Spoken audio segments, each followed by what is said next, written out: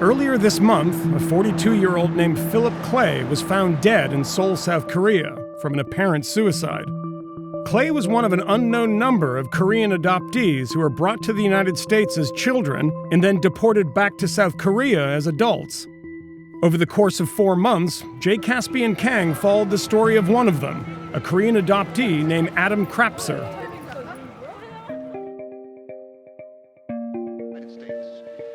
In 1955, a farmer in Oregon named Harry Holt adopted 8 Korean children who had been displaced by the Korean War. Is adopting 8 tiny Koreans and taking 4 to other Americans. Holt and his wife set up an agency to deliver orphans from Korea to families in the States.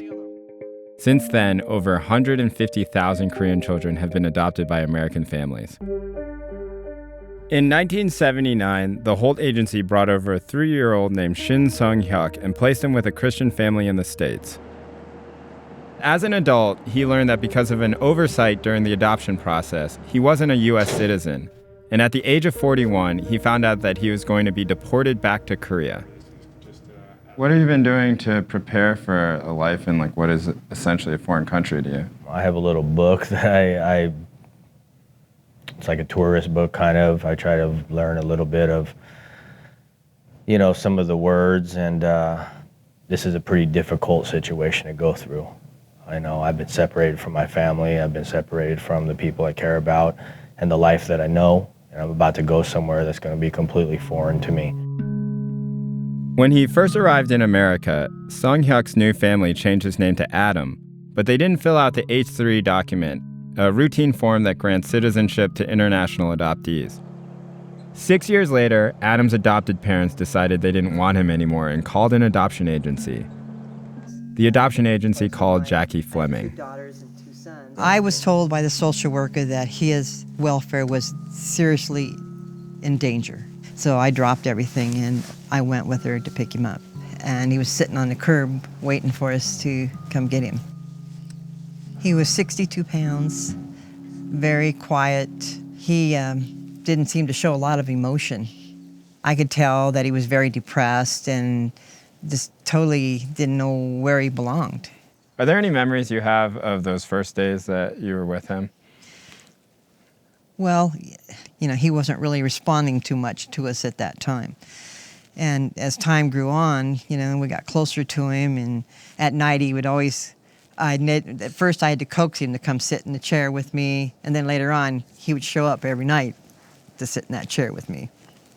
So I took it upon myself. I called Children's Services and asked them about Adam. We'd like to be on the list to adopt him, and they said, well, we've already got a list of families in line. I wasn't allowed to see him anymore. For 32 years, we were thinking he was happy. After living with Jackie and her family for more than a year, Adam was adopted by another family, the Krapsers, who lived in Salem, Oregon. The abuse started almost as soon as Adam moved in. He was beat with a 2x4, burned, and thrown in piles of dog feces. The Krapsers had several adopted kids, and none of them were spared. Thomas and Dolly Krapser would ultimately be convicted on charges of physical and sexual abuse. We reached out to the Krapsers for comment, but did not hear back. Do you have anything to say to the family that adopted you? Understand that children grow up to be adults, and they carry around with them everything that you show them or do to them, you affect them. I don't give them the power to know that they destroyed my life. When he was still a teenager, Adam broke into the Krapsers' home to take back the only possessions he had brought with him from Korea, a pair of rubber shoes and a Korean language Bible. He was caught and sentenced to 2 years in prison. I guess at the end of the day, it's not really so much what happens to you, but how you handle what happens to you. And for the majority of my life, I've handled everything wrong. I've reacted when I shouldn't have. I talked when I should have been quiet, a lot of things. And I'm learning a lot through this whole process. Adam's troubles with the law didn't stop there. He got into a lot of fights and was convicted of assault, weapons charges, and domestic violence. But he eventually settled down. He had a barbershop, worked on cars, got married, and started a family. By then, Adam realized that his immigration papers had never been filed. And in 2012, he applied for a green card, which triggered a background check by the Department of Homeland Security. By law, Adam was an undocumented immigrant and a convicted felon. ICE opened up deportation proceedings in 2015. I always considered myself American. I just never could get my foot in the door kind of and be this American I wanted to be. You know, adoption is a hard thing to deal with your whole life usually. And a lot of people carry around a lot of hard feelings. A lot of people, like me, don't know what it's like to grow up in stability or to have a family, you know? Unfortunately, in cases like Adam's, where the immigrant has certain criminal convictions, essentially what it means is that there's mandatory deportation. The judge has zero discretion. That's the system that Congress created, and our fear is really that under the new administration, things are just going to get worse. Why was the action taken when it was and not at any of the other times when he was arrested? So in the last 15 years, there's essentially been a huge uptick in immigration enforcement, where we've seen immigration officials get more and more aggressive about going after people, and particularly people like Adam, who have old criminal convictions.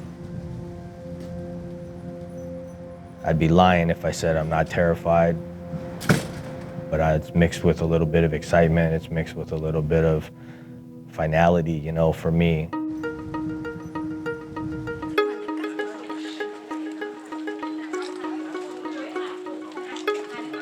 Three weeks after Adam's deportation, I met him in Seoul.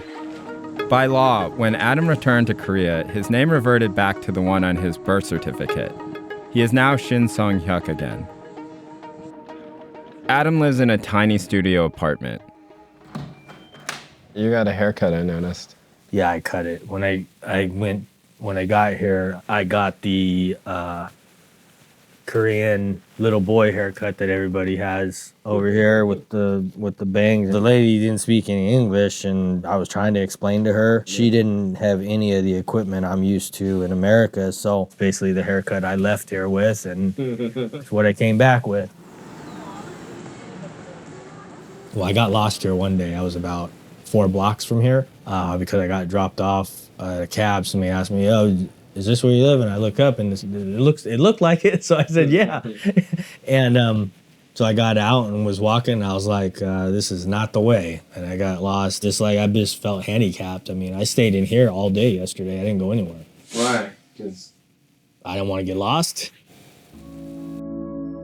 I'd be screwed if I didn't have any help right now. And I mean, I think about killing myself every single day that I'm here. And it's like, I'm not really that guy. But being here is like, it's a reality that's really hard to deal with. I spent 38 years of my life in the States, and I killed myself for 20 of those years just to be able to make a stable life for myself and have a family. And now I'm here living out of a couple suitcases.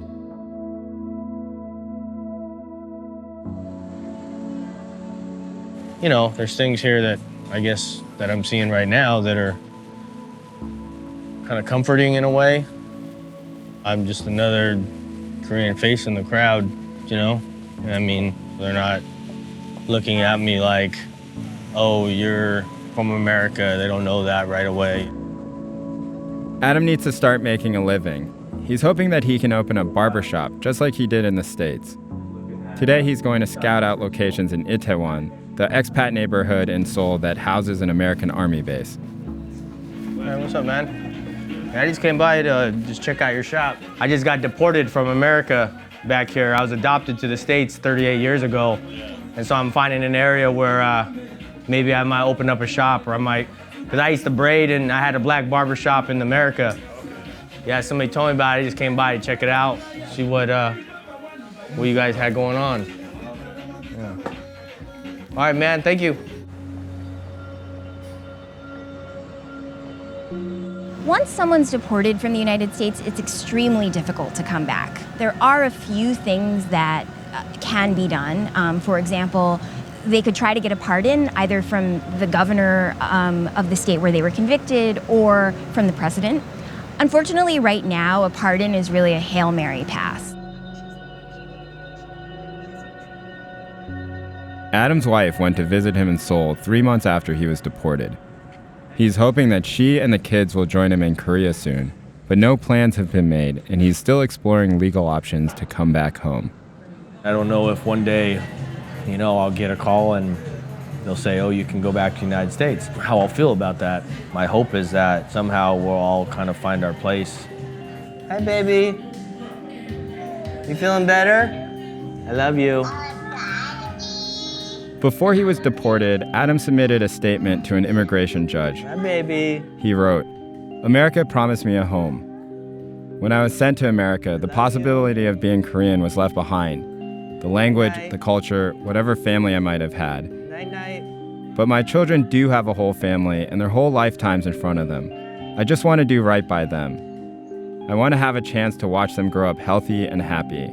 I implore this country to keep its promise. If not for me, then for my children, so they won't have to grow up without a dad."